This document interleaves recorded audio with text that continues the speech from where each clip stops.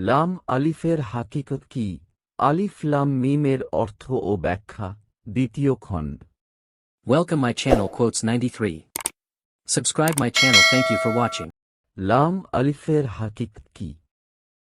এই নিয়ে এক নাস্তিক আরেক নাস্তিককে প্রশ্ন করে, আর ইসলাম নিয়ে হাসি ঠাট্টা করে।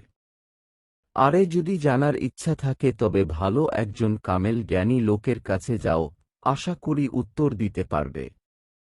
কোরআন কি বলে? আলিফ লাম মিম। এই অক্ষরগুলো কুরআনের একটি মুজিজা, যার প্রকৃত অর্থ একমাত্র আল্লাহই জানেন। লাম আলিফের হাকিকত কি? আসলে আমরা জানি যে লাম আলিফ এর হাকিকত হচ্ছে আলিফে হরফের মানে আল্লাহ, আর লাম হরফের মানে হচ্ছে আদম। তাই আল্লাহ বা আলিফ হরফ হচ্ছে জ্ঞানী বা মহাজ্ঞানী, যার জ্ঞান আল্লাহ তাআলা মানুষকে খুবই সামান্য দান করেছেন। তাই আমরা যে আধ্যাত্মিক আলোচনা বা আধ্যাত্মিক তত্ত্ব বা মারেপতের ওয়াজ, দেহ তত্ত্ব, সুফি তত্ত্ব, আলিফ লাম মিম বা লাম আলিফ এর আধ্যাত্মিক আলোচনা। প্রকৃতপক্ষে পবিত্র কোরআনের ২৯টি সূরার শুরুতে এ ধরনের অক্ষর রয়েছে।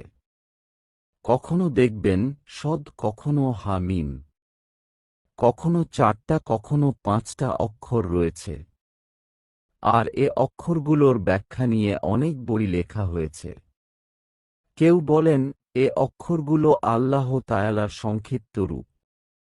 কেউ বলেন এটা আল্লাহ তাআলার স্বাক্ষর।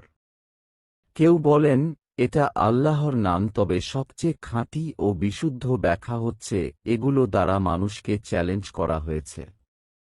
চ্যালেঞ্জ করা হয়েছে এ অক্ষরগুলো দ্বারা হুবহু আরেকটি গ্রন্থ বানিয়ে দেখাও।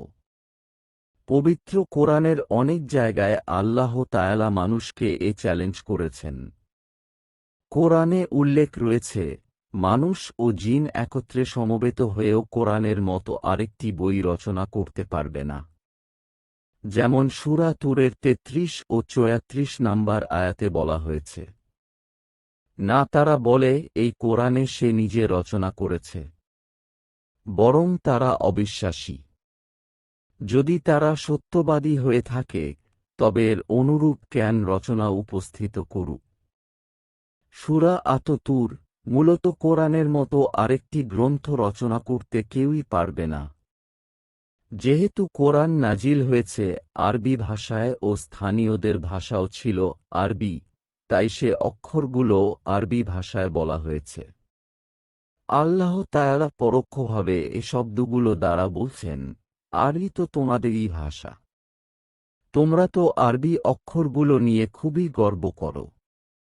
এ অক্ষরগুলো দিয়ে কোরআনের মতো একটি সূরা বানিয়ে দেখাও। এ পর্যন্ত কেউ করতে পারেনি। অনেক অমুসলিমই চেষ্টা করেছে, কেউ পারেনি, ভবিষ্যতেও কেউ পারবে না।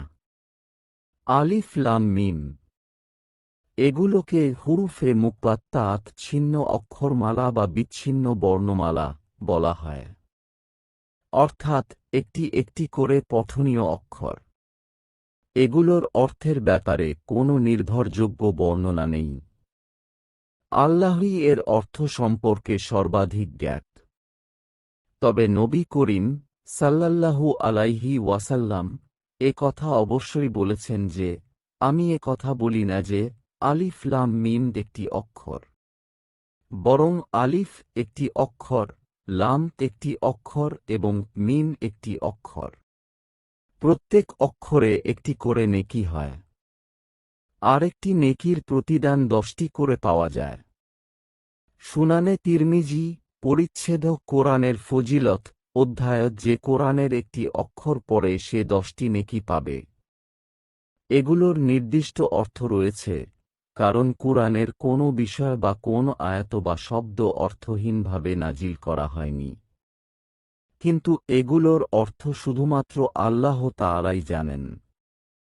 অন্য কেউ এ আয়াতসমূহের অর্থ জানে না। যদি কেউ এর কোনো অর্থ নিয়ে থাকে তবে তা সম্পূর্ণভাবে ভুল হবে। আমরা শুধু এটুকু বিশ্বাস করি যে আল্লাহ তাআলা তার কুরআনের কোনো অংশ অনর্থক নাজিল করেননি। ভিডিওটি ভালো লাগলে চ্যানেলটি সাবস্ক্রাইব করুন এবং লাইক কমেন্ট করে আমাদের উৎসাহিত করুন।